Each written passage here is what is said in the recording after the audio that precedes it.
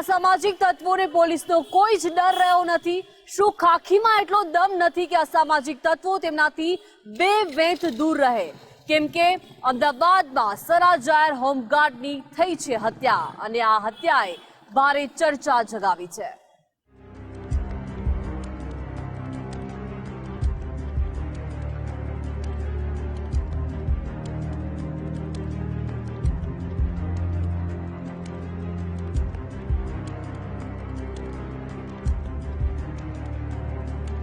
અમદાવાદમાં ગુંડા તત્વો હવે પોતાની જાતને પોલીસ અને કાયદાથી પણ ઉપર માની રહ્યા છે।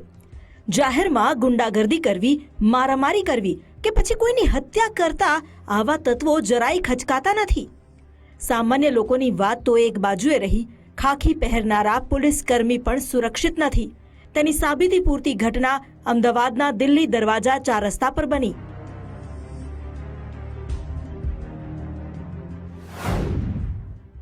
અમદાવાદમાં લુખ્ખા તત્વો બેફામ, અપરાધીઓને નથી રહ્યો ખાખીનો ખૌફ। સરા જાહેર સનસનીખેજ હત્યાને અંજામ। નજીવી બાબતમાં હોમગાર્ડની હત્યા। શહેર ક્રાઇમ બ્રાન્ચના સકંજામાં કાળો મુખોટો પહેરાવી બેસાડેલા આ યુવક અને યુવતીની ધરપકડ હત્યાના આરોપસર કરવામાં આવી છે। આરોપી યુવકનું નામ બદરુદ્દીન શાહ છે અને યુવતીનું નામ નીલમ પ્રજાપતિ। બદરુદ્દીને જેની હત્યા કરી છે એ કોઈ સામાન્ય વ્યક્તિ નથી, પણ હોમગાર્ડ તરીકે ફરજ બજાવનાર કિશન શ્રીમાળી હતો, જેને દિલ્હી દરવાજાના ફટાકડા બજાર પાસે સરા જાહેર છરીના ઘા ઝીકી મોતને ઘાટ ઉતારી દેવાયો। આ બાબતે હોમગાર્ડના ભાઈએ માધુપુરા પોલીસ સ્ટેશનમાં ફરિયાદ નોંધાવી, જેના આધારે પોલીસે ગણતરીના કલાકોમાં આરોપી બદરુદ્દીન અને તેની સાગરીત નીલમને નારોલ પાસેથી ઝડપી વધુ કાર્યવાહી હાથ ધરી। જાવેદ સિઝનલ સ્ટોર છે ત્યાં આગળ સૌ પ્રથમ બોલાચાલી થઈ હતી, ત્યારબાદ જે ફટાકડા બજાર છે ત્યાં આગળ આ બનાવ બનેલ હતો। અમારી ક્રાઇમ બ્રાન્ચની ટીમો સ્થળ પર પહોંચી અને સીસીટીવી અને અમને વ્હીકલ નંબર મળેલ અને હ્યુમન ઇન્ટેલિજન્સથી નીલમ પ્રજાપતિનો નંબર મળી ગયેલ અને ચંડોળા પાસે આ લોકો ઊભા હતા ત્યારે આપણી ટીમે તેમને ત્યાંથી ઝડપી લીધેલ છે। મેરી બીબી કો ક્યું દેખતા હૈ કહી કર્યો હુમલો। સીસીટીવી કેમેરામાં કેદ હત્યાની ઘટના। મૃતક કિશન શાહપુરમાં હોમગાર્ડ તરીકે ફરજ બજાવતો હતો। 21 જુલાઈની રાત્રે નોકરી બાદ બાઇક પર ઘરે પરત જઈ રહ્યો હતો ત્યારે આંખોની ખેલ ખેલાયો। તારીખ 21 જુલાઈ 2025, સમય રાત્રે 10:23। સ્થળ દિલ્હી દરવાજા 4 રસ્તા। હોમગાર્ડ કિશન બાઇક પર ઘરે જઈ રહ્યો હતો ત્યારે દિલ્હી દરવાજા નજીક આરોપી બદરુદ્દીન અને તેની સાગરીત નીલમ બાઇક પર આવી। તું મેરી બીબી કો ક્યું દેખતા હૈ તેમ કહી હોમગાર્ડ સાથે આરોપીએ ઝઘડો કર્યો। જો કે હોમગાર્ડે આરોપીની પત્ની સામે ન જોયું હોવાનું કહ્યું, પરંતુ બદરુદ્દીન કોઈ વાત સાંભળવા તૈયાર જ ન હતો। સીસીટીવીમાં જોવા મળી રહ્યું છે, હોમગાર્ડ બાઇક લઈને ઊભો રહ્યો ત્યાં જ બદરુદ્દીન બાઇક પરથી ઉતર્યો અને હોમગાર્ડની બાઇકની ચાવી કાઢી લીધી। આ દરમિયાન આરોપી સાથે તેની સાગરીત નીલમ પણ હતી। બાઇક પરથી ઉતરતાની સાથે સૌથી પહેલા તો બદરુદ્દીને હોમગાર્ડને લાફો માર્યો, ત્યારબાદ છરીથી હુમલો કર્યો।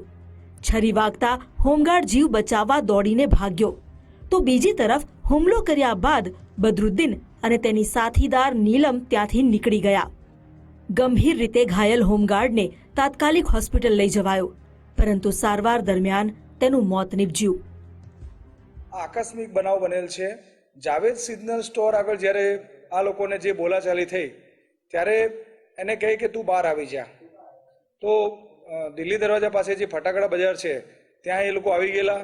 ત્યાં બોલાચાલીથી ગાળાગાળી કરી, મારામારી કરી, ત્યારબાદ બદરુદ્દીન ઉશ્કેરાઈને જેની પાસે હતી છરી હતી એ છરીના અને પેટના ડાબી બાજુના ભાગે એને ઘા મારી દીધેલ છે। બદરુદ્દીન અને ક્રાઇમ પાર્ટનર નીલમ રીઢા ગુનેગાર। પોલીસ તપાસમાં બહાર આવ્યું છે કે બદરુદ્દીન અને તેની ક્રાઇમ પાર્ટનર નીલમ બંને ગુનાહિત ઇતિહાસ ધરાવે છે. બદરુદ્દીન વિરુદ્ધ 2020થી અત્યાર સુધીમાં ચોરી, લૂંટ અને હત્યાના પ્રયાસ સહિત કુલ 14 ગુના નોંધાયેલા છે. વિવિધ પોલીસ સ્ટેશનમાં ચોરી તેમજ હુમલાના ગુના પણ નોંધાયેલા છે. આરોપી છેલ્લા કેટલાક મહિનાથી ફરાર હતો. જુદી જુદી જગ્યાએ બદરુદ્દીન સાથીદાર નીલમ સાથે રહેતો હતો. આરોપી બદરુદ્દીનની જેમ તેની સાથીદાર નીલમનો ઇતિહાસ પણ ગુનાથી ખરડાયેલો છે.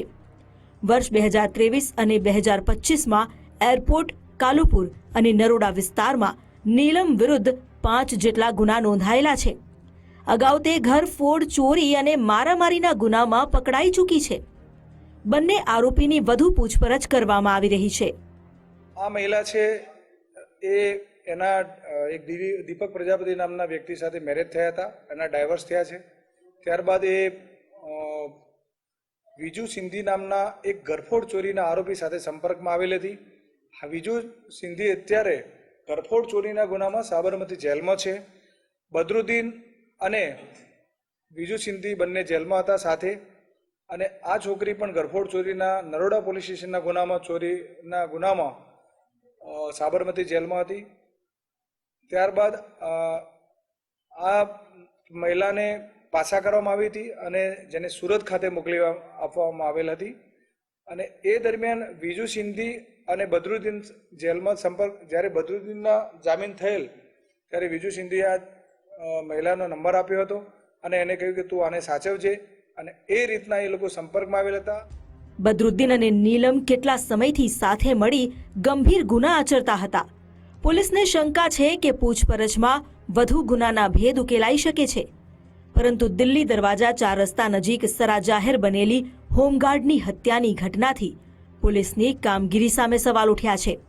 બદરુદ્દીન જેવા ટપોરીઓ ખાખી પહેરેલા પોલીસથી નથી ડરતા તે સ્પષ્ટ છે. એટલે જ તો જાહેરમાં હત્યા કરતા પણ ખચકાતા નથી. આવા આરોપીઓને કાયદો અને ખાખીનો ખૌફ બતાવવો જરૂરી છે. માનસી પટેલ, ગુજરાત ફર્સ્ટ, અમદાવાદ.